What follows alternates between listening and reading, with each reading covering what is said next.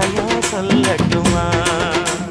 மாமே தரணும் சீரு, ரெண்டு மாங்கா கட்டு தோடு. நீ சிரிக்கிற தங்கத்தேரு, ஓ தேவை என்ன கேளு. வெடல புள்ள நானும் ஒரு விவரம் கேட்க வேணும். தன்னானே தாமரப்பு புள்ள தள்ளாடும் தண்ணி இல்ல. தாமர பூத்திருச்சே மாமா தாவணி வாங்கி வாங்க.